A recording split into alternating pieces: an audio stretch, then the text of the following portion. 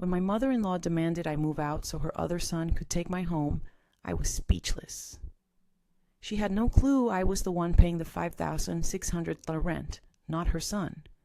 I didn't fight back. I simply packed my bags to leave forever.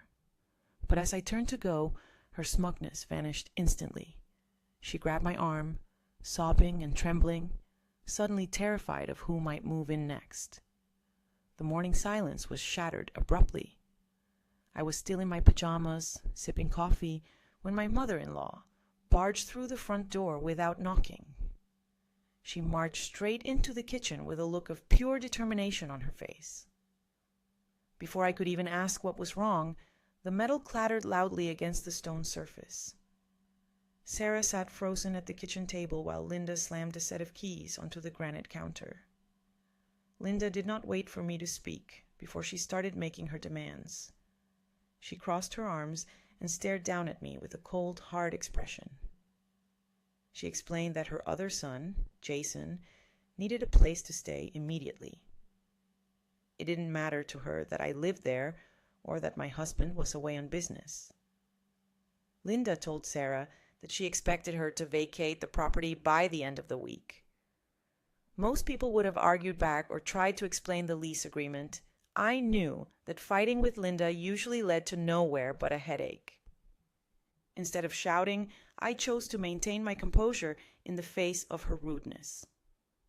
I stood up slowly from the table, ignoring her glaring eyes. Sarah quietly picked up her coffee mug and placed it in the sink without saying a word. I decided right then that I was done playing these games with my husband's family. If they wanted the house so badly, I would let them deal with the consequences later. I left the kitchen and headed straight for the master suite. There was no hesitation in my movements as I prepared for my departure. She walked to her bedroom and pulled 3 large suitcases from the top shelf of the closet. My mother-in-law was clearly confused by my lack of resistance. She expected a fight, not immediate compliance with her ridiculous demands. I could hear her footsteps trailing behind me as I moved around the room. She leaned against the doorframe, her eyes scanning every item I touched. Linda followed her down the hallway and watched closely as Sarah began folding her clothes into piles. I spent the rest of the night packing boxes and making urgent phone calls. By the time the sun came up, everything was ready for transport. A large truck pulled into the driveway just as the neighborhood was waking up.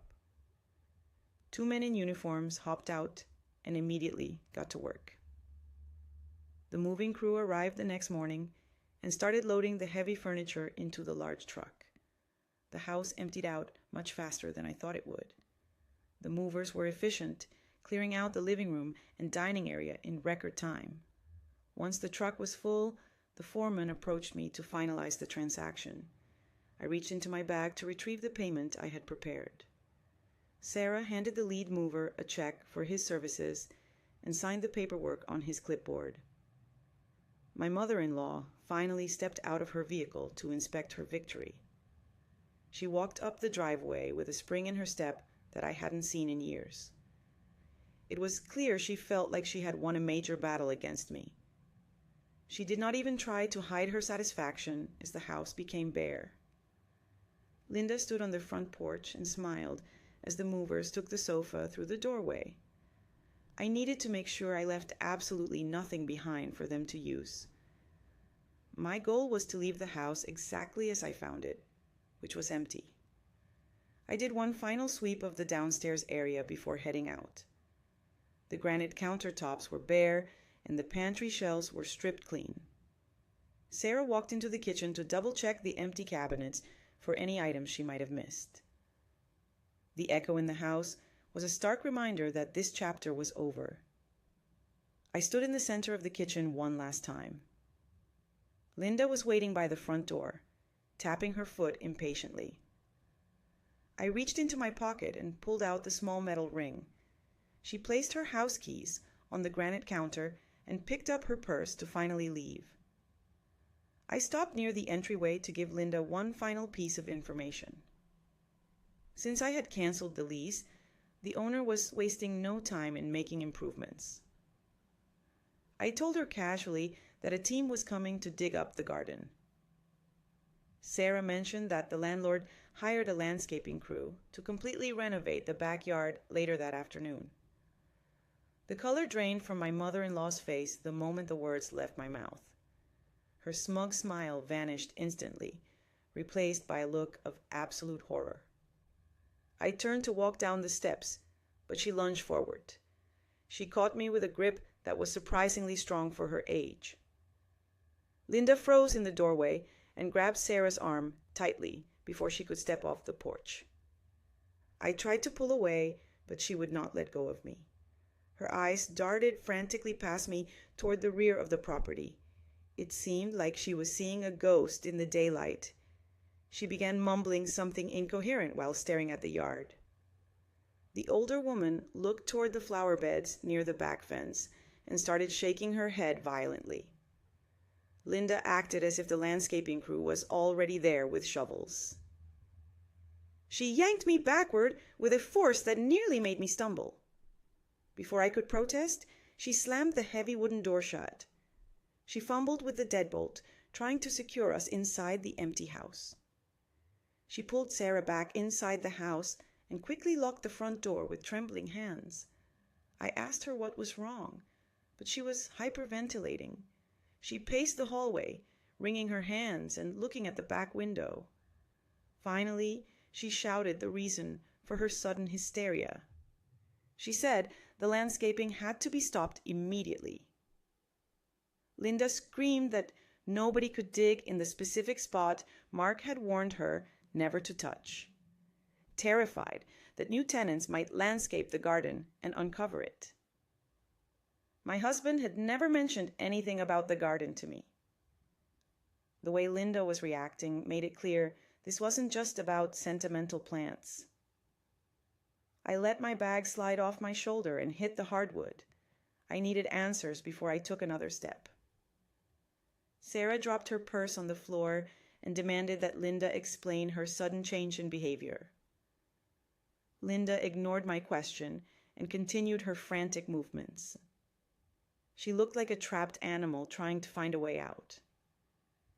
She kept peeking through the slats of the blinds, scanning the street for the landscapers. It was obvious she was paranoid about being seen.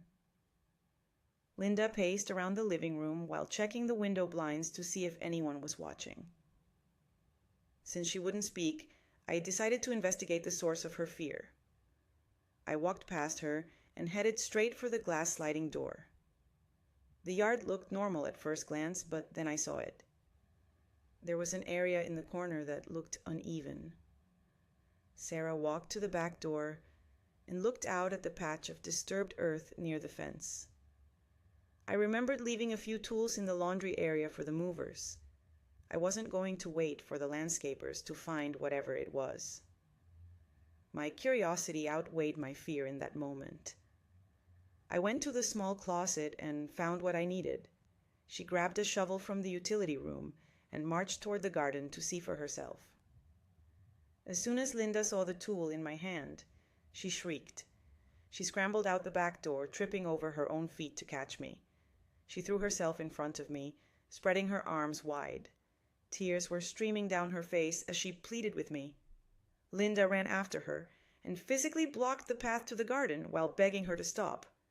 I was done listening to her lies and excuses.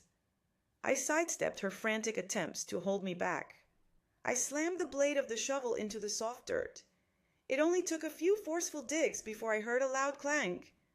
Sarah pushed past her mother-in-law and struck the earth with the shovel until it hit something metal. The sound of metal on metal seemed to break Linda completely. She lost all the strength in her legs and fell to the ground. She covered her face with her hands and began to sob uncontrollably. Through her tears, the truth finally spilled out. Linda collapsed onto the grass and confessed that Mark buried a safe containing his brother's stolen inheritance there.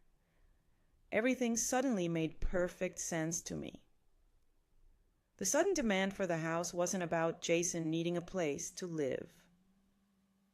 It was about accessing the backyard without my interference. Linda admitted that they had planned this eviction carefully. She explained that Jason needed to move in so they could retrieve the money without Sarah knowing. I looked down at the box and then at my weeping mother-in-law. I realized that my husband was a criminal and his mother was an accomplice. There was only one thing left for me to do. I reached into my pocket, ignoring Linda's renewed pleas for silence. Sarah pulled out her phone and dialed the police while standing over the hidden metal box. The authorities arrived quickly and took control of the scene. They dug up the safe and arrested Linda for her involvement. I stood on the porch, feeling a strange sense of relief as I watched them work. The moving truck had turned around and come back. She watched the officers escort Linda to a patrol car while the movers unloaded her furniture again.